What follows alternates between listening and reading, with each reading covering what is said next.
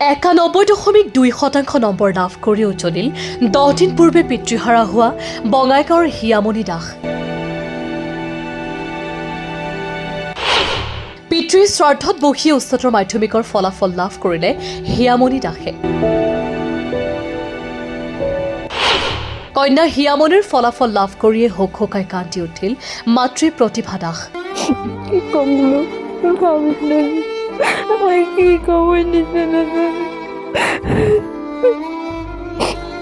হয়, যোৱাকালি ঘোষিত উচ্চতৰ মাধ্যমিকৰ ফলাফলত 91.2% নম্বৰ লাভ কৰি উজলি উঠিল বঙাইগাঁও জিলাৰ বৈতামাৰীৰ ছাত্ৰী হিয়ামণি দাস।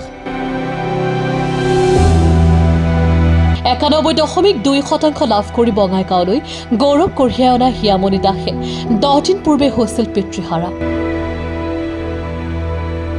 সেয়ে আজি পিতৃৰ স্বাৰ্থত বহি থকা অৱস্থাতেই ফলাফল লাভ কৰে হিয়ামণি দাসে। পিতৃহাৰা হোৱাৰ বেদনাত এই ফলাফল লাভ কৰাৰ পাছতো উৎফুল্লিত হোৱাৰ বিপৰীতে কান্দোনত ভাগি পৰিল মাতৃ প্ৰতিভা দাসৰ লগতে হিয়ামণি দাস। আনহাতে পিতৃহীন তথা অতি দৰিদ্ৰ ডিম্পী দাসে উচ্চ শিক্ষাৰ বাবে সদাশয় ৰাইজৰ পৰা বিচাৰিছে কিছু সহায়। নমস্কাৰ, মোৰ নাম শ্ৰী ডিম্পী দাস। মোৰ ঘৰ বঙাইগাঁও জিলাৰ বৈতামাৰীৰ আমগুৰিত। মোৰ দেউতা ঢুকুৱা আজি 11 দিন হ'ল।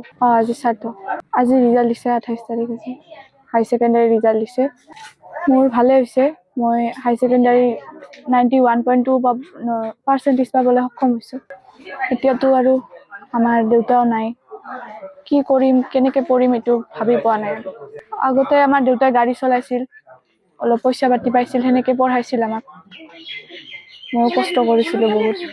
মই যাতে আগুৱাই যাব পাৰোঁ, ৰাইজে যাতে মোক ছাপোৰ্ট কৰে, এইখিনি। News desk, E-News Plus।